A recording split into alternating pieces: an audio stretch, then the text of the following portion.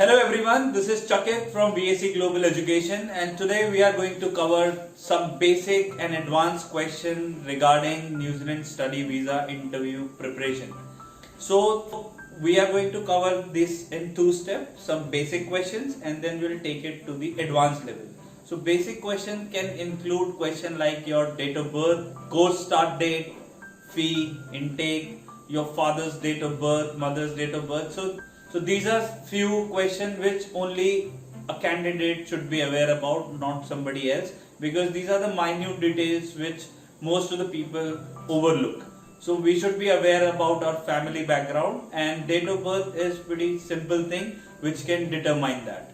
Now let's get to the academic questions. So these academic questions will be your educational background. So which school did you go to? If you are a graduate, then which university did you study from? And which intake did you complete your graduation in? What subjects did you study? And the basic nitty-gritty of your educational background. Like I can give you an example. There was a student who was asked how he used to commute from Delhi to Ghaziabad for his daily travel to university, because he was doing a regular degree. So visa officer might not be aware, like if you are from Delhi, how far is Ghaziabad, or stuff like that. So you need to be aware about your circumstances, because that's how you can differentiate between a genuine student and an imposter. So that's about the academic question. Now the more serious stuff. So as soon as this interview goes on, this questions start getting serious and serious. Now the immigration officer can ask you a question about your financial documentation, like from which bank account did you show your funds, what was the balance on that particular given date, how did you manage those funds, what was the source of the funds.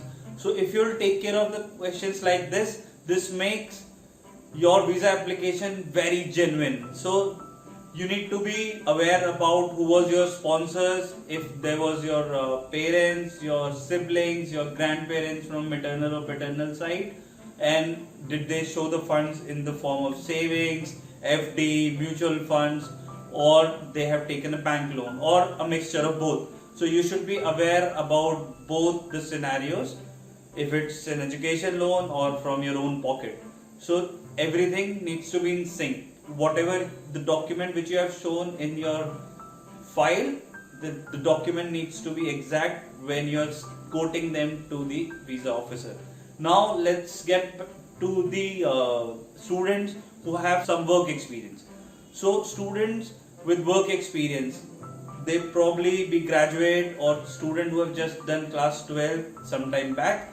So visa officer might ask you your roles and responsibility, the date of joining, when did you leave the job, when did you start the job, what was your salary, what was the mode of payment, how you used to receive the salary. So if you have shown the salary slip, you should be aware what date the salary used to come, which bank account, and those documents. So every document which you have shown to the immigration, everything needs to be ordered, and you should be aware about each and everything what you have mentioned in your visa file. Now the next question comes to the country which you have chosen. So when you talk about the country, like we are focusing on New Zealand right now, so you need to make sure that you know most of the things when it comes to the country, like why you have chosen this country. So you should need to be aware about is why you have chosen New Zealand as a study destination.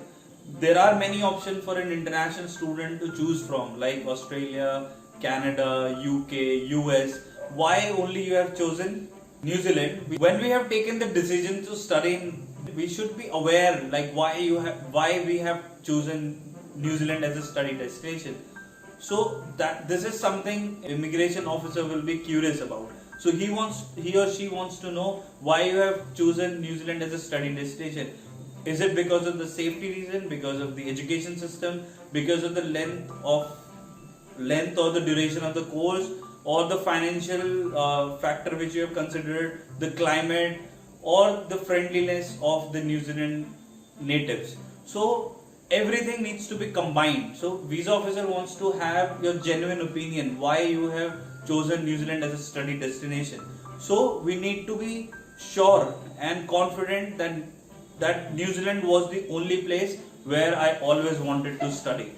Now, when we are talking about New Zealand, we need to be sure that, like, we need to show the confidence there that why we have chosen New Zealand as a study destination.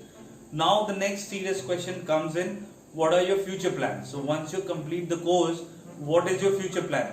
So future plan needs to be sorted, because you are making one of the biggest, like you are taking one of the biggest step towards your future. So if you're not sure why you have chosen this course, why you have chosen this university, why you have chosen this country, then visa officer is little spectacle, like is he making the right choice, or is he even aware what is he doing?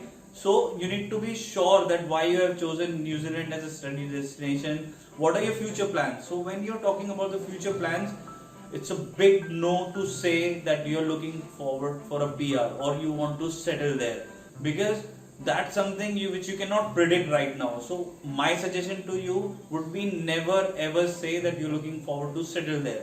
Never talk about permanent residency. What you should be talking about is the skills what you'll be getting from the course. What you should be talking about is the technical things what you'll learn there, how it will going to enhance your career. So you should be focusing more towards the intangible things rather than talking about the money, the perks you're gonna get. So these are all secondary, because that's what the secondary outcome which comes out of the study. But the first thing is the skills, how it's going to make you a better human being by adding more skills to your life. So talk about the course content.